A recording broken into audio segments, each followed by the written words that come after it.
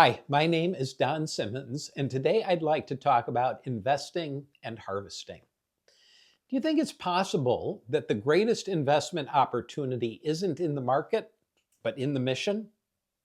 In 1974, Billy Graham convened the Lausanne Congress on World Evangelism, a historic gathering that helped ignite the modern global missions movement. One of the most groundbreaking ideas introduced there came from Dr. Ralph Winter, the concept of unreached people groups. Communities without any meaningful access to the gospel unless someone crossed cultural and geographic boundaries to reach them. 50 years later, we've seen incredible progress. Hundreds of groups, once unreached, are now reached. But don't let the progress fool you. There's still an urgent need. A friend serving in a predominantly Muslim region shared this sobering reality. A people group of nearly 20 million people has only one young Christian couple working among them.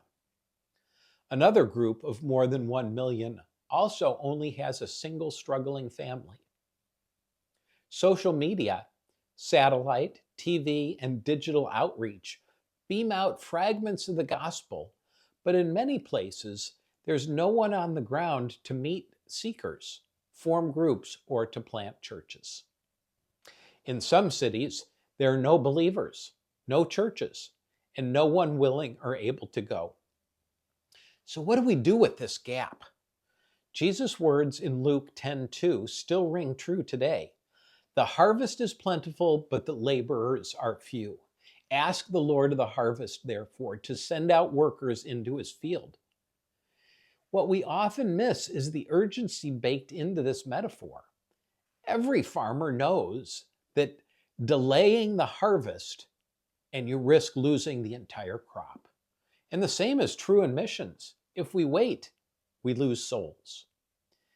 This urgency isn't just about people, it's also about resources. I often reframe Luke 10:2 this way when speaking with Christian investors. The resources are plentiful, but little gets deployed. We pray for laborers, but forget that funding the mission is part of the mandate.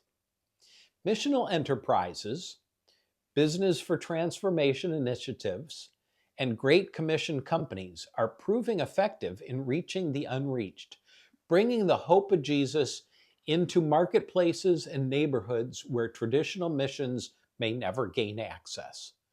Business is not a distraction from ministry, it's the very vehicle that can carry the gospel to the hardest places.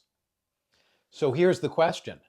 If God has entrusted you with financial resources, a portfolio, a nest egg, how might he be calling you to use them?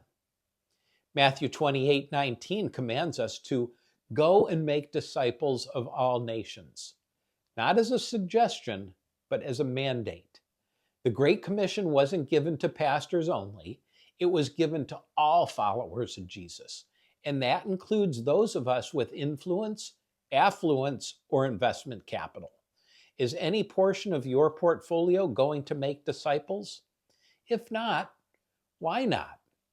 The harvest is ready. Workers are needed, but funding is scarce. The clock is ticking. Will your investments make a temporary difference in the market or an eternal difference in the kingdom?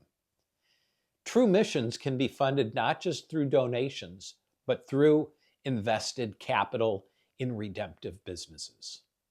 Let me finish with the words of C.T. Studd, a famous British cricket star who gave up fame and fortune to share the gospel in China, India, and Africa. Only one life, 'twill soon be past, only what's done for Christ will last. If you enjoyed this message, please forward it to a friend. And don't forget to click the like button. Have a great day.